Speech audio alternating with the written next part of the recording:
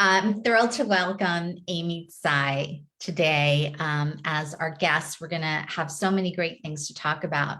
But Amy hit her business and her mission is about being fit and fierce over 40. And I love that so much. And Amy is fierce. Like that is a good adjective for you. And it's just very funny timing because somebody was using that word for me to kind of take on a little bit. So I'm going to borrow some of your fierceness.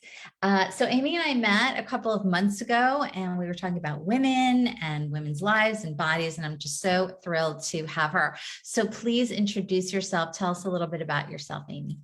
Oh, thanks, Marjorie. Thanks for having me here. So much fun, right? Yeah. Us women, we do love to chat, and the chatting is good. So my name's Amy, and my business is called Fit and Fierce Over 40. And yes, you can borrow it anytime you want. And in fact, everybody can borrow it. I think we should all have a little fierce in us, right? So I was a longtime fitness trainer here in the city of Toronto for how many years? Well, half my life, for 25 years now. And I transitioned more into the coach role about 3-4 years ago because I saw, what women were going through over 40, all this struggling with their weight and with food and like these poor relationships that we have with ourselves. And really, that's really where we needed the most amount of support is in that area. I mean, exercise, of course, for sure, but that's like a dime a dozen. You go on a YouTube, you go online, there's like tons of videos to do. But when it comes to losing weight without dieting, people are like, what? You can lose weight without dieting?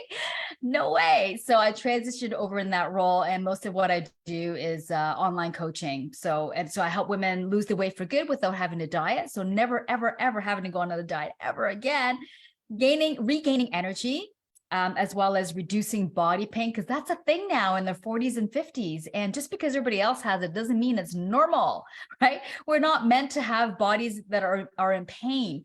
And last but not least, as well as the loving your body forever. It's because of the diet culture. We're going to talk about that, but it's because of the diet culture that none of us women, I'd say 9 out of 10 women don't love their bodies. And those are the real statistics. So it's about loving your body forever.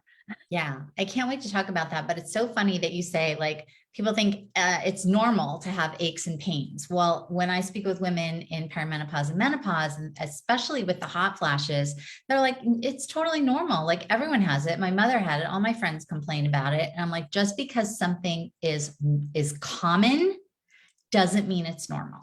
It's not normal to have aches, pains all the time. It's not normal to have hot flashes all the time. The body wants to move towards healing. So we really get healing, health, and joy. And we really need to give it the tools in order to find that vibrancy and energy. We're going to talk about the holidays, but I want to talk a little bit about, since you work with women that are over 40, many women who speak with me are surprised to learn that some of the symptoms that they've been having are because of perimenopause. And women can start perimenopause in their late 30s and into early 40s. The average age for menopause for women, I believe in the US and Canada, in North America, that's what I was trying to say, is 51. And I try to explain this because most people don't know. Menopause is one day. It's a year after your last period. So all the things that are happening before that, you're still in perimenopause. And everything after that, once you have your last period, that's considered postmenopause. But everything kind of gets a little blurry. So I just kind of like to reinforce that. So can you tell us a little bit about weight gain through perimenopause and menopause and why that's happening? Yeah, I mean, it is, we can gain weight during these times because it's our hormone levels are doing a little bit of this, right? It's like high, low, happy, sad, right? We all know what that feels like in those moments, but it can happen for sure, but doesn't mean it's normal. And it's really about finding a way to, a lot of it boils down to food, as well as stress is a big one. And sleep is what I find. Women aren't getting enough rest and sleep. I'm not talking about sleep, but rest, recovery, and sleep. Okay. Just because you get 8 hours sleep, but you're running yourself ragged for, 8, 12 hours of the day, you probably have some stress. And there's another one where, we're so accustomed to stress in our life that it's become normal that women don't even know that they're stressed out anymore. They're like, I'm not stressed. I mean, I had a woman tell me one time that she had a little device that she was wearing. She used to tell me that she was only stressed out for 30 minutes out of the day, but she had a naturopathic doctor. She had me as a coach. She had a massage therapist. She had an acupuncturist. I mean, she had all these therapists around her, and we were all telling her the same thing. And she was convinced that her watch was telling her the truth, right? But she had gut-related issues. She had joint pain. She had inflammation, inflammation everywhere. She had weight gain, right? But she was convinced that she was not stressed. And that's what I mean is women don't even know that they're stressed anymore. And it's become part of our everyday life. And it's a huge factor for us women to, a lot of the weight gain comes from that is the stress, because it's that fight or flight mode. And, there's a imaginary saber-toothed tiger looking around the corner from your wall, when in fact, it's just like the stress of the day, right? So those are really big key factors in weight gain. So it's not just food, but we tend to just attack the food and think that that's all it is. But when I work with women, I'm telling you, it's stress is the big one. Yeah, it's so interesting. Two things. Number one, when women are more stressed, their perimenopausal and menopausal symptoms get worse. And I was just speaking with a woman this morning, and I said that, and she was like, oh my God, you're right. I think about something stressful and I got a hot flash. So it's like, it can be that quick. And when women are telling me they're not doing anything differently, they're eating the same and they're exercising the same and they're gaining weight. What they don't understand is that stress and sleep are factors here. So I'm so glad to hear you kind of reinforce that, because I think that's really a huge surprise for most women. They think it's just about the food. Yes. And I mean, when you think about our community of women, that you surround yourself with, whether you're the colleagues, your friends, your family, whatever it is, women are running themselves ragged. They gotta, like, they're everywhere. They're saying yes to everything, and they're doing everything for everybody else. And they're literally at the bottom of the list. And this is the problem. I was listening to an audiobook by Carolyn Miss. It was the energy anatomy. And it's a lecture that she gives, and it turned into an audiobook. Closer to the end of the audiobook, she says, do you guys ever wonder why there's so much cancer in our culture, and cancer of the reproductive organs? And we'll just talk about women, but for the men, it's the same. And she said, cancer of the breast, cancer of the, the ovaries and the uterus and whatever, like all the reproductive organs, is because of exactly those reasons.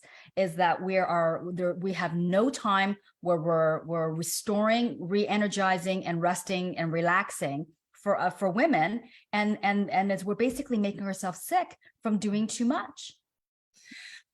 I'm so glad that you told me who talked about that, because I read that probably close to 30 years ago when she said that, because women are not honoring the cycles of their body, right? And if you think about testosterone, it's the same. Every day, every day, every day. And women's cycles are different. So we're different from week to week, really, in each month. And if we're not giving ourselves that chance to rest more while we are menstruating women, menopause is going to be a lot harder if you haven't been listening to your body. So funny, because in my masterclass, 5 Tips to Thrive Through Perimenopause and Menopause, which you can get a link to in this group, you guys, my first shift is be strategically selfish.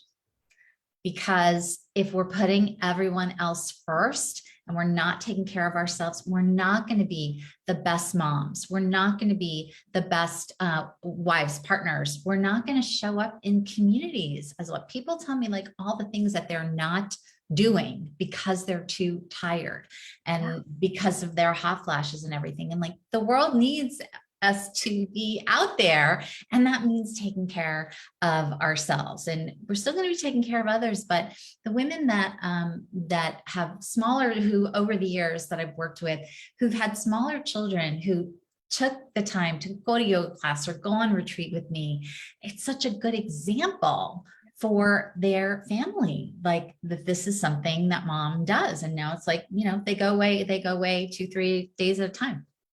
Right. And here's the other question of that equation is what do you want to teach your children? Do you want to teach your children that you got to be a martyr when you're a martyr, like when you're a mom, like this is what you got to do, is to be this superwoman and to be all things and do everything for everybody except for yourself? And I know it can be hard for a lot of women out there if that's not what they're used to doing, but at least start bumping yourself up, taking moments out of the day, because self-care isn't about going to the spa, as nice as that is, right?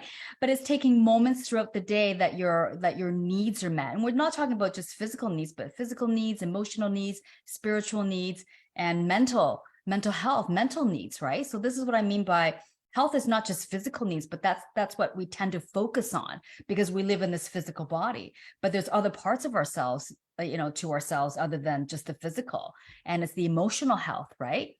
So if you're running yourself ragged, and then you gain weight, and then you go to the gym, and then you go add extra stress on top of that because you're, doing all this, like maybe you're flipping tires, or you think you got to flip tires, or whatever it is. It's just making it even worse. And my most recent new client that I had, I'm actually training her and coaching her at the same time. And she had seen she had a male trainer, a young male trainer. Not that there's anything wrong with a young male trainer, but she's 51, she's a couple years younger than me. She didn't lose an ounce, right? And she's just like, what? She was so frustrated. When I met her, her stress level was beyond 10 out of 10. We spent 7 weeks de-stressing. And every time she came to me at the gym, all we did was stretch for 7 weeks. And have some like de-stressing techniques around work. Like, how do I detach myself from work in certain situations to de-stress herself, right? Took 7 weeks. And then when I went to her, I said, okay, we can start talking about weight loss. And she's like, what? Weight loss? And she was so relaxed that she was like, what do you mean weight loss? Oh, I totally forgot. Wow, that's quite a story. And it's also shows like women in perimenopause and menopause, like there is not one size fits all. If a young male trainer is training a woman who's 50 the same as a man who's 25, it's not going to get the same results. Just like if you go on a diet, so many women say to me, I'm doing X diet with my husband and he lost 15 pounds and I lost 1 pound. And it's just a reflection of how different that our bodies are. That's so right. I love this. You'll explain it, but why weight loss is not in your mouth, but in your head. Yeah, well, first of all, the diet culture in North America, it's equal here, is that it's a $72 billion industry in the United States, and it's 7 billion. We're a tenth of the population. Shockingly, we are. So it's a humongous money-making machine. And this is one of the main cultures that we live in. It's literally everywhere. It's everywhere from your variety store to your health food store and everything in between, including restaurants, even like healthier restaurants. It's like diet culture is literally everywhere. And we're getting sucked in. We're led to believe that this is how you lose weight, when in fact, it is the worst solution for you, especially as you get older and you got hormones and stress to contend with. It is the worst solution that you can have, because you're only developing a poor relationship with food. So comments like, if I eat that, I'm gonna have to work harder at the gym tomorrow. Oh, I shouldn't eat that, it's gonna go right to my thighs. Comments like that. That's diet culture talk. That's being, you might not be on a diet, but if you're speaking that way, you're part of the diet culture, right? So we're led to believe that that's the solution, when in fact it's really the worst solution. And this is the other thing that I noticed recently is I go to my hot yoga studio and I run into somebody I know, that all of a sudden the guilt comes over. The moment they see me, they feel guilty, right? And I'm like, oh, I haven't seen you in so long. And they're like, oh. I just want to interrupt for a second because I will never forget this. So when I lived in New York City, I was on the subway and it was not that crowded. So I looked across and there was one of my students and he saw me and he was like, And he just sat up straighter like that. And then also, like, if I, I'm out or something, or even on retreat, like people would be like, I'm having a glass of wine. I was like, it's okay. Like, you don't have to explain yourself to me. There's a judgment-free zone Yeah. here. No, right. So then she starts telling me, and I hear this all the time. She's telling me that, oh, she's gonna, her and her husband are cutting out carbs and blah, blah, blah, blah, blah. And I'm like, well, she's about my age. I'm like, well, you kind of need carbs for your hormones. Like, people tell me that they cut out carbs and their hair's falling out, right? And I'm like, you kind of need it to function, right? You need it for brain health. You need it for energy. Like you need it for hormone health. You need carbohydrates. And then in the next breath, she says, oh, well, and plus, they're trying to cut out carbs, but they're eating out every night of the week because their house is under renovation. So it's like, okay, well, what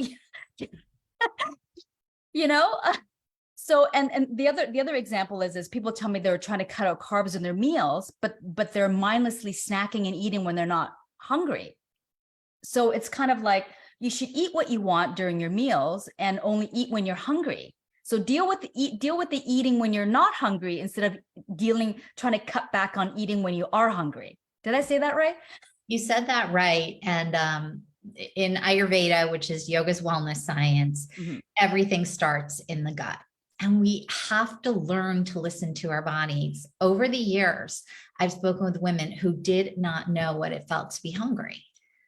They'd be like, yeah, I could eat. And even like friends, and I'd be like, I'm not hungry. I'm not going to eat. So like this idea that you're listening to your body. Yes. And if you eat when you're not hungry, Ayurveda describes it, your body gets confused. It's like, I'm not hungry. What am I supposed to do with this food? And then it has to work so much harder. So I'm glad that you brought up that point. Yeah, so it's exactly that. As we've been taught to follow rules, these arbitrary rules that somebody made up, whether it's intermittent fasting or what. I mean, intermittent fasting has its place in health, but it's not in weight loss. You know what I mean? Like they're like cleanses have a place in wellness, but not in weight loss. Of course, you're going to lose weight. The moment you cut out calories, you're going to lose weight, right? But it's that women are following these rules that somebody else made. It's as you said, it's a one size fits all, and it's not a one size fits all. How I treat my clients are literally from one is different than the other.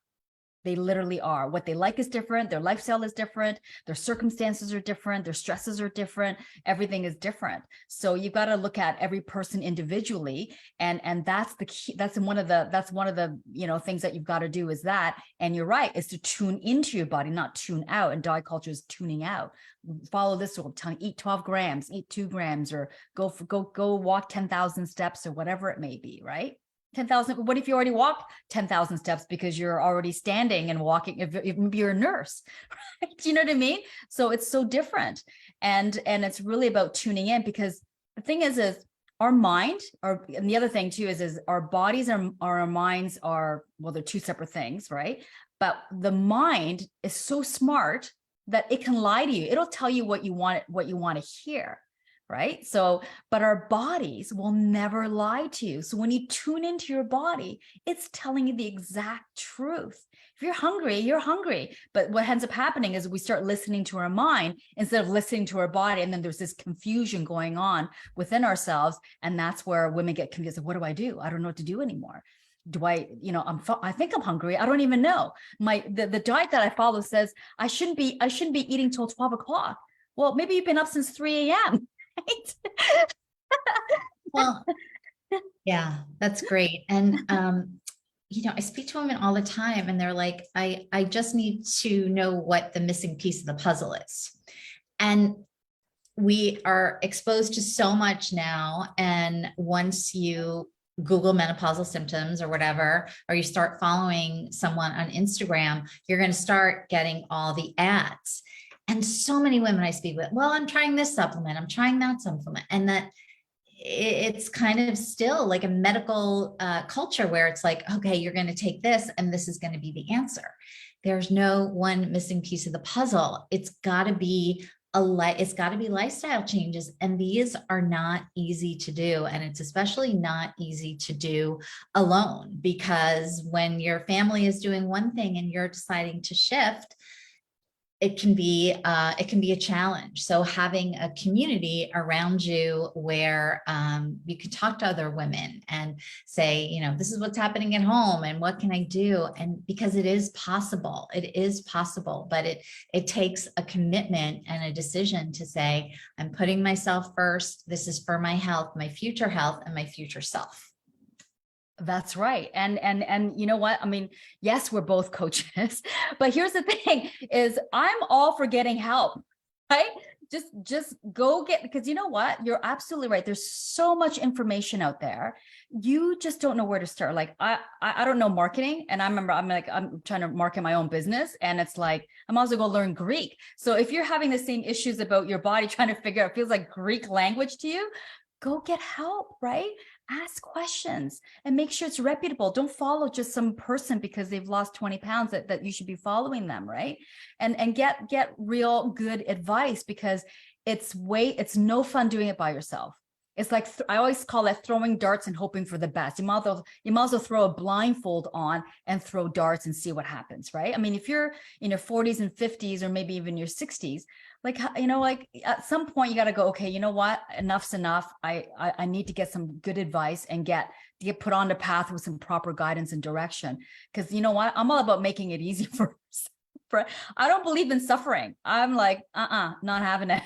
No. And I just figure it out. It's like, so everybody should just go, okay, you know what? You got to commit yourself. And commitment, that's the other thing too, is commitment doesn't mean 100%.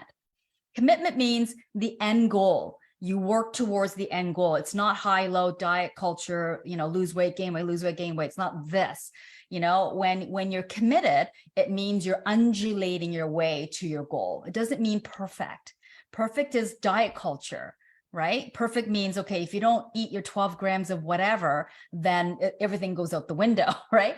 It's like you've got to be able to live life without having to worry, without any guilt and shame. And you want to live for enjoyment around in your life and around food and in your body.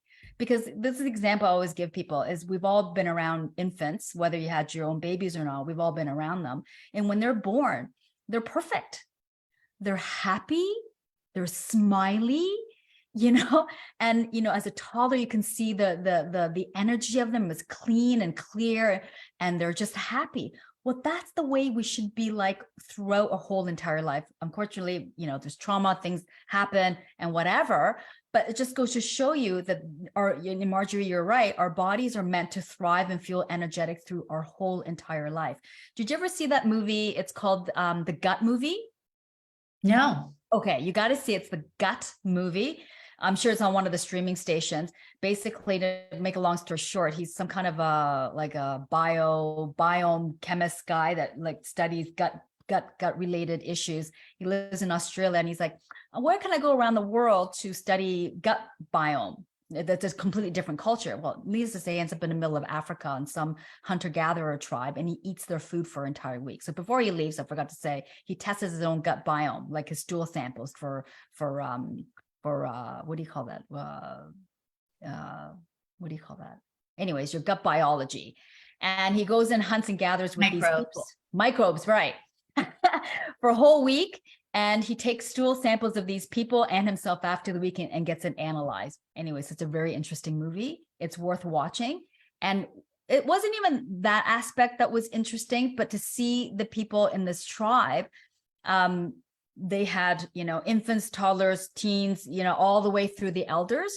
And if you saw them, and you could see it, you don't need to because you can't understand what they're talking about, but you can see it in their eyes and in their demeanor that they're happy, they're joyful.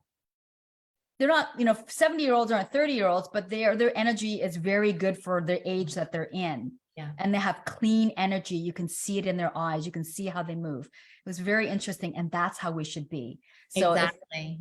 Right? Ayurveda, yoga's wellness science, our natural state is ease and joy. So right. I'm with you. So, we're at December 13th, the next 3 weeks, 2.5 weeks are the holidays. And so let's talk about having joy in the holiday season and not stressing, and also not throwing in the towel until January 1st. Yes. So, the thing about this, well, I think we're putting on stress for, well, I mean, what are we really stressed about, right? But in terms of food, if you're concerned about your eating and what you're going to be eat or what's going to be in front of you, is to allow yourself to have it.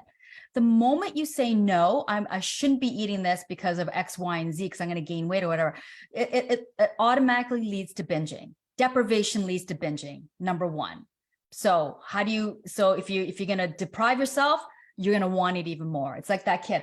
Hey, child, don't touch the glass. And the kid's doing, look, mom, look, mom, look what I'm doing, right? It's human nature to want what you can't have. So if you just allow yourself and maybe give yourself like a limit, like if it's a plate of dinner, say, okay, I'm going to decide to have everything that I want, but I'm only going to eat till I'm full. And you might know what that might be. You might not know what that might be. It could be not a mound of food, but maybe a full plate with a little bit of everything on it, right? So it's really about honoring your hunger and honoring and enjoying food, because food is meant to be enjoyed no matter what the food is, whether it's a cupcake, ice cream, chocolate bar. Does it mean you need to go eat a chocolate bar like 7 chocolate bars a day? No, but if you ate a chocolate bar, half or one a week, and you feel satisfied, then there's no harm in that, right? So we should all be enjoying all the food regardless of what it is. So it's really so to take the stress away from food is decide before you go. I call it meal planning during the rest of the year, and even during the holidays, is if you meal plan, and because we know how much food is enough, we know what we like, we know what satisfies us. And if you meal plan beforehand and just stick to it, allow yourself to have all the things that you enjoy. Okay, so that plate includes a little piece of cake, includes my stuffing, includes some gravy, but I'm going to stop when I'm full. That is the key. Yeah, I love that. And the other thing, which it's easier to practice when you're by yourself and then take it into, is to be really present with the food. And if you're distracted, all of a sudden that piece of pie or that once a year special bûche Noël, it's gone. So it's like just being present, like I am going to enjoy this. I will not have this again until next December. And I am going to enjoy it fully, because if there's guilt around it, it's going to be gone before you know it. And deciding to be present and enjoy every bite, right? That's exactly right. I mean, I call it, this is the same language. It's like we want to engage as many senses as possible. Yeah. Sight, see, hear, taste, smell. And when you engage all your senses, you become more satisfied with the food that you're eating. So it's like mindless eating. If you're mindlessly eating and you're not realizing, the next thing you know, you're like, yeah, you feel gross, but you didn't even enjoy it. Right. So if you stop for a moment and engage all your senses and taking your time, it can make a huge difference in your ability to be satiated by the foods that you like. Yeah. So when we do this and we're mindful around the holidays, what would you say to women who are like, I just take the last 2 weeks of December off and I eat whatever I want and I'm just going to deal with it January 1st. If someone like that is watching, what would you say to them? Yeah, that's diet culture. It's like, like on, off, on, off. You can enjoy all your foods 365 days of the year and be stress-free. So why would you put yourself through this roller coaster of gaining weight, feeling crummy, and then having to deal with it? Wouldn't you just be like, if you had to be on a scale of 1 to 10, like having those peaks and valleys of, I'm just going to let it go and eat what I want and then deal with it later, as opposed to just being kind of in the middle of that zone between 1 and 10, like around 4 to 6, and just ride the wave and never have to diet. What's easier? I think this is easier. I agree. And even the word diet has another word like that word. And here's the thing, you guys, a diet is something you're on and then you go off of. That's right. And lifestyle changes are sustainable changes where you're learning about yourself and your body and the sensations and what you enjoy. So I so appreciate Amy for being here and sharing her wisdom. And think about all these things over the holidays, be present, enjoy. I call it the how, when, where, why, and even who. So it's not just what you eat, it's all those other things. You talk about the five senses, being present, like you're maybe around people that you haven't seen in a few years or that you only see once a year. That's what it's all about. And the specialness to enjoy it when you're with them. So I will, I'll be around over the weekends. I won't be doing these lives, but I'm excited to connect with you guys. And Amy, this has been fantastic. Well, thank you. Thank So you very people, much. any last words you have? Yeah, enjoy the holidays. Right? Take the stress off. Don't, make this year the year that you never have to stress about food again. Make it, commit to yourself. And commitment isn't 100%. Commitment is just committed to the end goal, and that end goal. And, there's all these cliches out there, and there's a reason they're cliches, because there's some truth to it, right? It's like, life is a journey. It is. And, getting to your ideal body weight is a journey. It's not a start stop. It's a journey. It's about discovering what it is that you like. What is your body? Whoop, there goes my turn.